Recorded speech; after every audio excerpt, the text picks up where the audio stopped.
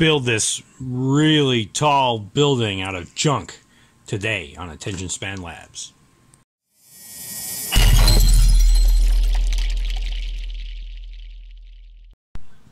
Da, da, da. Dun, dun, dun, dun, dun, dun, dun, dun. This is what I call the Tower of Hearing. It's a Warhammer 40k terrain piece, and it's made out of garbage. So that bit of creative cinematography was made necessary by my vertically oversized construction of this piece of terrain, which I will tell you about in terms of lore for use in a narrative campaign, and also tell you about how it was constructed and painted. So let's actually start this time around with how it was built. And the genesis of this piece comes from several months ago,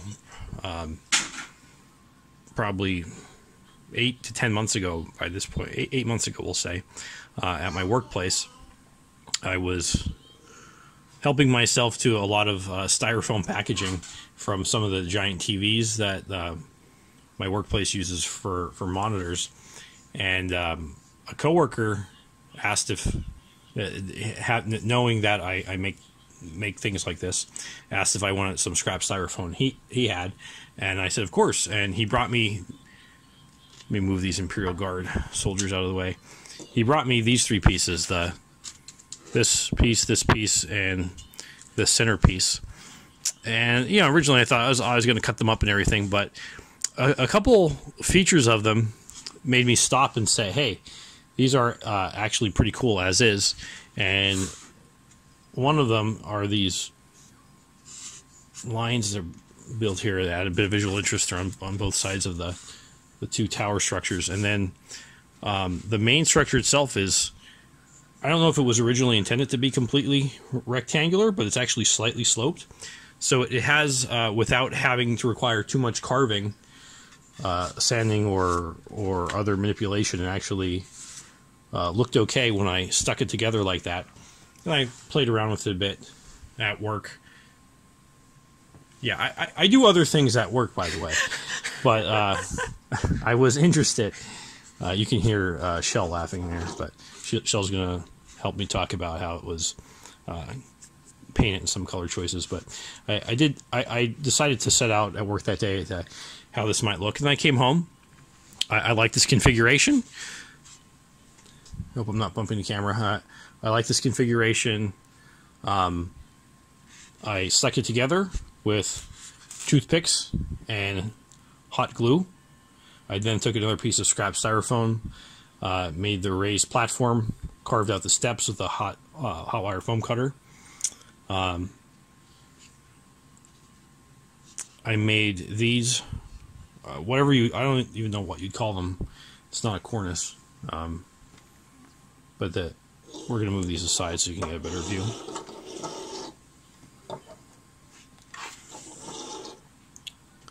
I carved these out of these. One of the first things I actually carved out with my Proxxon. Then, you can see, I added some greebles to them. We'll talk about the plastic bits later.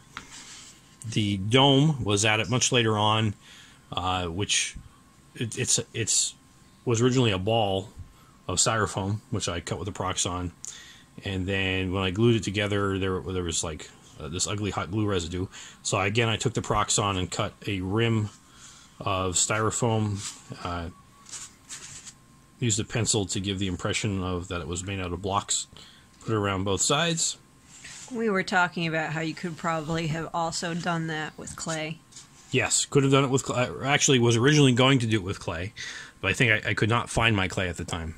So it's important to have your craft room well organized, because inevitably, well, you just throw on the desk somewhere or under the desk. When you need it, you won't be able to find it. And then this is all mounted on a base of foam board. But let's talk about the design sensibilities of it. So the reason that I put the door up here two things. This was so reminiscent to me of, if you've ever played the Games Workshop Milton Bradley crossover game Battle Masters from the makers of Hero Quest. That came with this awesome plastic tower, and it had a door that you actually went, I believe, unless I'm making this up in my head, I think it had steps that you went up into it. And that was in my mind as I was making this. But there's an important like narrative, tactical reason for it, that if the door's on the ground, it's subjected to battering rams, and a vehicle could drive up to it, blow a hole in it. But if it's raised up here, it's going to be harder. One, you can't have 20, 30 men cluster around it. You can only have, as many men fit on this platform, one or two at a time, to get in. So the defenders, if they have to batten down the hatches, have an easier time defending it. And it's also can't just be rammed with the vehicle. So that was the idea with that. The pieces that are plastic. Shell's going to add something here. I was going to say, do you want to say where you got the door, which I think is also where you got the other pieces of plastic? Yeah, all the pieces of plastic. If you watched the previous video on the watch, yes, the Watchtower Redoubt, as Victor so helpfully filled in for me. They're from the Maelstrom's Edge, a terrain kit. I think it's like $20, and you get 4 sprues filled with random greeble bits like that. Well, they're not random, but there's doors, there's electronic access points there. These things, I use quite a bit of them here. These windows are from it as well, and you don't know what any of them are per se. Some of them are obvious, like the doors, but you can arrange them in different ways, and I don't know that I have a whole lot of rhyme or reason about things other than the doors. Maybe this stained glass window set here and these windows here, about where I put things, but they're complemented by charms. These are the same charms you also saw in the previous video. They're just from Michael's. You buy them on a string in the jewelry section. Yep, cut them apart. The idea is that these are religious or warding symbols of this particular culture, which I'll talk about a bit in the lore section for how I use this in narrative games, Warhammer 40K. But there's some symbolism. There's some importance in the motifs here, because this is both a practical building. It's a military installation, and it's also it has some religious significance as well. And then this is actually from the Reaper Bones line. It was, I forget which Reaper Bones line. We backed 3 out of 4 of them. There's a 5th one going on right now. I don't know if I have the space to order any more miniatures, though. But that's just like a capstone that you use on a pillar. Sorry about all the noise. My son is dumping out his Legos that I just picked up. Anyway, back to the Tower of Hearing. These are pieces of granny grating cut out over wooden discs. The idea is that they're radar dishes or maybe speakers. And these are just pieces of wood. These are chip. The cladding here is chipboard, just to add some visual interest. And this is the cap from a small, I think a half-inch PVC pipe.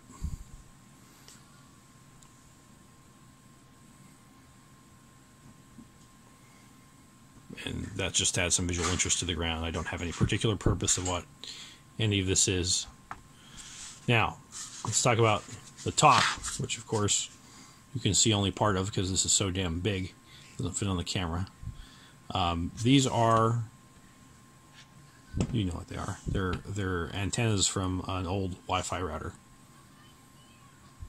Yeah, they're actually so tall that I drilled out the top of the towers and stuck them in hot glued them there, because otherwise they'd be, you know, way too tall. And actually it looks pretty good, but without sinking them down deep, they look kind of ridiculous. The whole thing, once it was all glued together, was coated in Mod Podge, and this is an important step. So I put black paint into Mod Podge and cover. The reason for the black paint is so that you can, it's white styrofoam, so that you can actually see that you've covered it. It's important that you've covered the whole thing, because if you start spray painting it, and now I mean I covered the styrofoam in Mod Podge, I didn't cover obviously the plastic in Mod Podge. But if you spray paint things, as I do, to prime them, it will eat away the styrofoam. No ifs, ands, or buts about it. I guess you could spray it in a really light way if you're really delicate. Even then, it's kind of iffy. Some people are I guess, are just better at it than I am. But so it was spray painted black, and then this was airbrushed a variety of colors. I actually had this built for months before I painted it, because I was afraid to break out my airbrush. But then one day I just sat down and broke out my airbrush and went to town with it, and I think I got the textures pretty nice. I was going to ask, are these... You can see there's texture on top of the styrofoam. Was that intentional, and was that Mod Podge? So what I did first... Thank you for bringing that up, by the way. I crumpled up a ball of tinfoil. It was really tight, and then it just rolled it over, and then covered it Mod Podge, and then the Mod Podge covered it all up, pretty much. So then I did it again after the Mod Podge. It does look, there's parts of it where you can really tell that it's just scrap styrofoam. I mean, I don't think it's distracting on the tabletop, but yeah, you can probably see there. But it afterwards, I think with the tinfoil ball, and I did a bit of spackling in areas where I thought it looked particularly bad, and I did it in uneven parts to give the appearance of great age or weathering in a arid, windy environment, just to add some interest to the texture there. The dome was actually covered with iridescent paint, which it comes from Shell's collection, not mine. That's Dr. P.H. Martin's, is it iridescent or metallic ink? Yeah, it might be metallic, but we also use the same inks for here. Different colors, obviously. My only stained glass. My only real contribution in this whole thing is helping Mike make bolder color choices. Yeah. We needed some contrast, something to make it pop so it didn't look too bland. You know, there's very earthy tones, but since the dome and making the dome a more celestial color, I think gave it a more interesting religious significance. Oh, these braziers too are from Reaper. They're plastic pieces that I cut off and glued onto the side. The idea is that they're fed by gas lines, so they're like eternal flames going.